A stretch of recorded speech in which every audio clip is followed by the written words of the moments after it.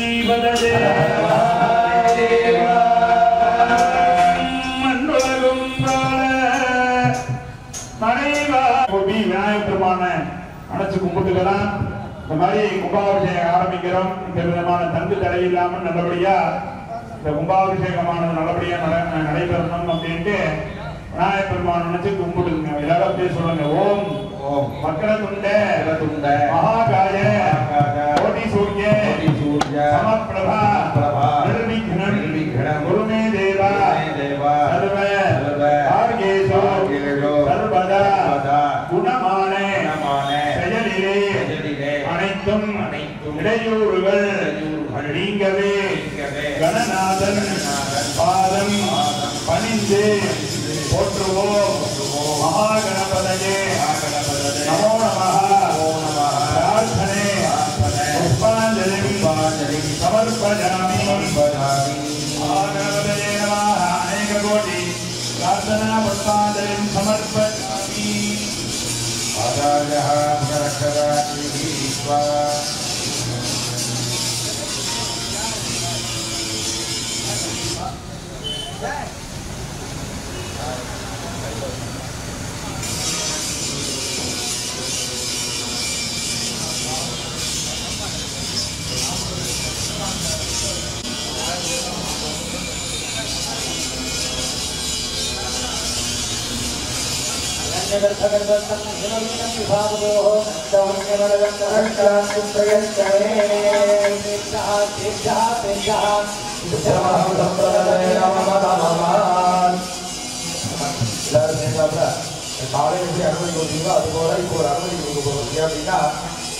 இந்த முதல் கால வழிபாடுகள் இந்த சுவாமியை வந்து பாலாலயங்கள் வச்சிருக்கும். எல்லாருமே கவனிக்கணும், எல்லாருமே ஒரு நல்லா கவனிக்கணும். இப்போ நம்ம சுவாமி வந்து எங்க வச்சிருக்கோம்? பாலாலயத்தில். தெய்வங்கள் வந்து 3 ஆலயத்தில் இருப்பான்னு சொல்லுவோம். வேலைகளை மூலாலயம், யாகாலயம், பாலாலயம். 3 ஆலயத்தில் ஒரு எண்ணிக்கை நடக்குது.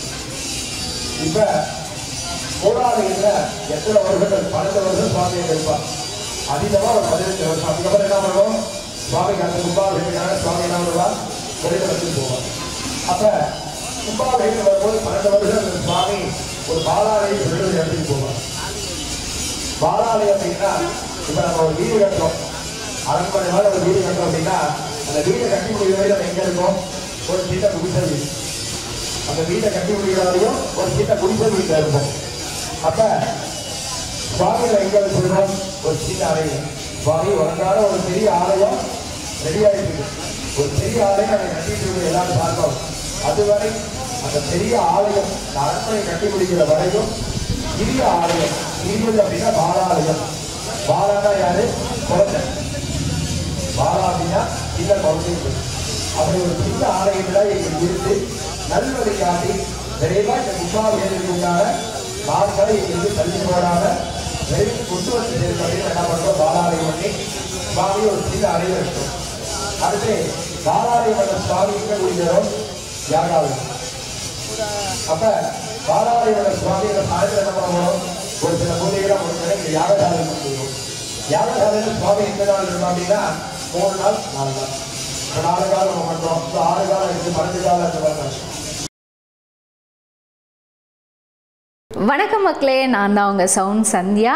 நல்ல கண்டென்ட் வந்து மக்களுக்காக கொடுத்துட்ருக்காங்க. எல்லா துறைகளில் இருந்தும் இந்த அற்புதமான ஒரு தேவையான கண்டென்ட் கொடுத்துட்ருக்காங்க. மறக்காமல் யூடியூப் சேனலை சப்ஸ்கிரைப் பண்ணுங்கள், கமெண்ட் பண்ணுங்கள், ஷேர் பண்ணுங்கள் அண்ட் மறக்காமல் லைக் பட்டனை ப்ரெஸ் பண்ணுங்கள். தேங்க்யூ.